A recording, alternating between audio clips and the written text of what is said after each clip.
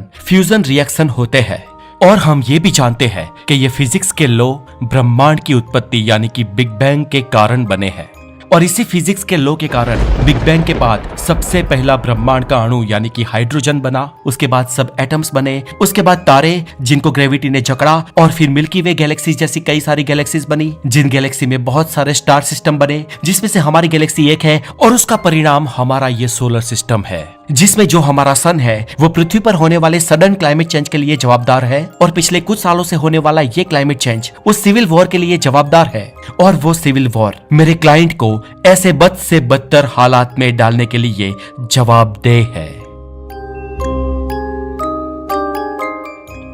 So your honour और ladies and gentleman, इस सब में मेरे क्लाइंट का कोई कसूर नहीं है, क्योंकि हम मेरे क्लाइंट को इस क्राइम को करने के लिए जो हालात खड़े हुए उसकी ओरिजिन को ट्रेस कर सकते हैं। और वो ओरिजिन है the beginning of the universe. और ये कहकर क्रिमिनल लॉयर एक स्माइल के साथ अपनी कुर्सी पर बैठ गया, ये सोचकर कि उसने कोर्ट को कन्विंस कर दिया है। लेकिन वकील ने जब बैठकर प्रोसिक्यूशन लॉयर को देखा तो प्रोसिक्यूशन लॉयर उसके सामने स्माइल कर रही थी। वो क्या सोच रही थी, क्या था उसका प्लान? कुछ सेकंड्स बाद प्रोसिक्यूशन लॉयर खड़ी हुई और उसने शुरू किया।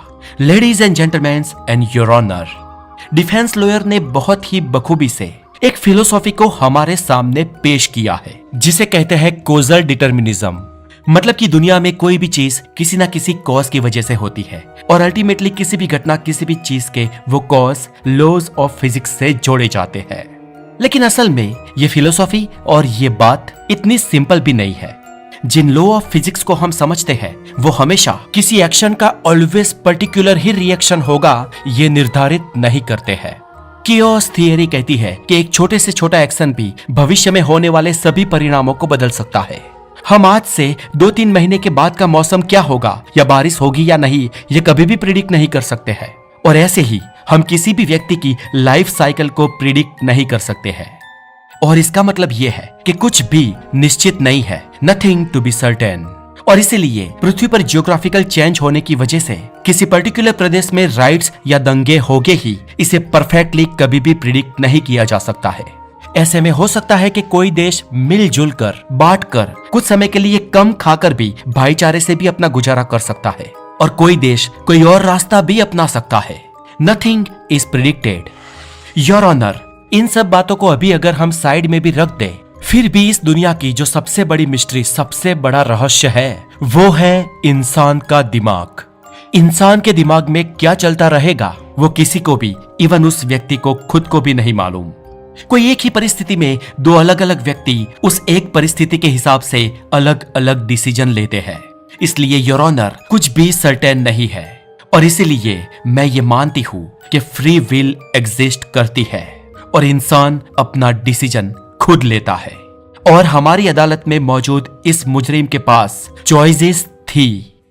इतना कहकर प्रोसिक्यूशन लॉयर अपनी सीट पे बैठ गई और जज खुले मुंह ये बातें सुनकर स्तब्ध था। क्या फ्री विल एग्जिस्ट करती है या फिर कोई भी चीज किसी घटना, किसी कारण या किसी क्रिया के द्वारा जन्मी प्रतिक्रिया की वजह से होती है? तो दोस्तों, बात इतनी भी सरल नहीं है। इस पर कई सारी स्टडीज हुई है और ये बताती है कि फ्री विल दरअसल एक धोखा है। ये क्यों और कैसे होता है, चलिए इस वीडियो में आपको बहुत ही सरलता से समझाता हूं।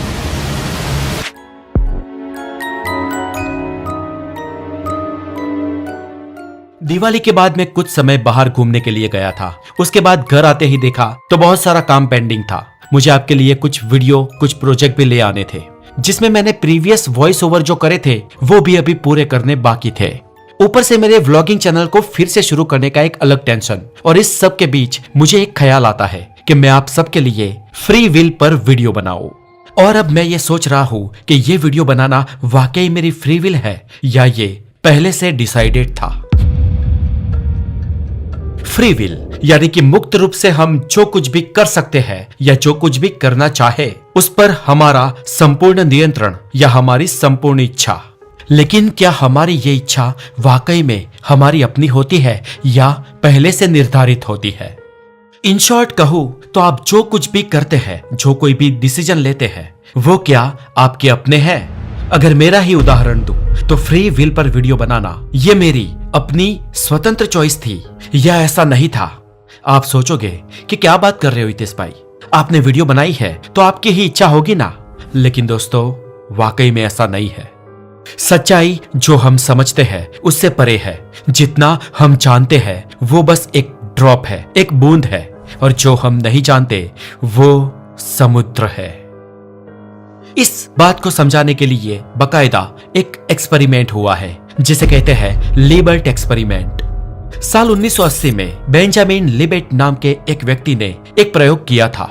ये एक न्यूरोलॉजिकल एक्सपेरिमेंट था और इसमें लोगों के दिमाग से कई तार जुड़े हुए थे।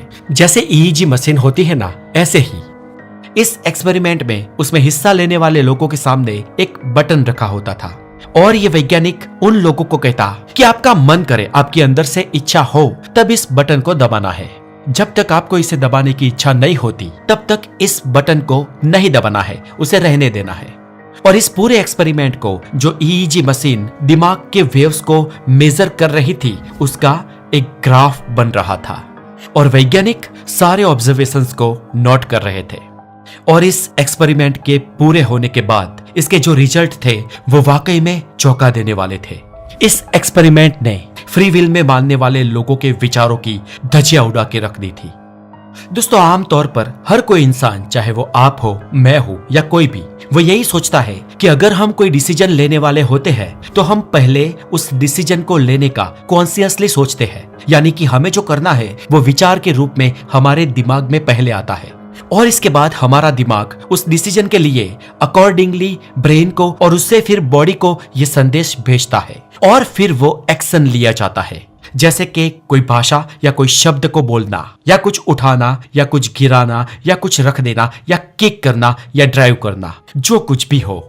अब इस लिबर्ट एक्सपेरिमेंट के कॉन्टेक्स्ट में समझाना हो तो ऐसा होगा कि पहले तो आप कॉन्शियसली इस बटन को दबाने का निर्णय लेंगे और इसके बाद आपका दिमाग आपके हाथों को सिग्नल भेजेगा और इसके बाद आपका हाथ वो बटन दबाएगा।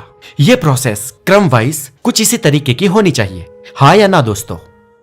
लेकिन जब ये प्रयोग के रिजल्ट हमारे सामने आए तो वास्तव में ऐसा कुछ हुआ नहीं था। लिबर्ट एक्सपेरिमेंट के नतीजे इससे बिल्कुल उलट थे। असल में बटन दबाने के कॉन्शियसली डिसीजन लेने से पहले ही आपके दिमाग ने बटन दबाने का सिग्नल शरीर को भेज दिया था। आसान शब्दों में कहूं तो आपके कॉन्शियसली डिसीजन लेने से पहले ही आपके दिमाग ने आपके लिए वो डिसीजन ले लिया था। और तो और वो सिग्नल आपके दिमाग में कुछ 1-2 मिलीसेकंड पहले नहीं बल्कि कुछ सेकंड पहले आया था। अब आप सोचोगे कि हमारा दिमाग भी तो हमारी ही बॉडी का हिस्सा है।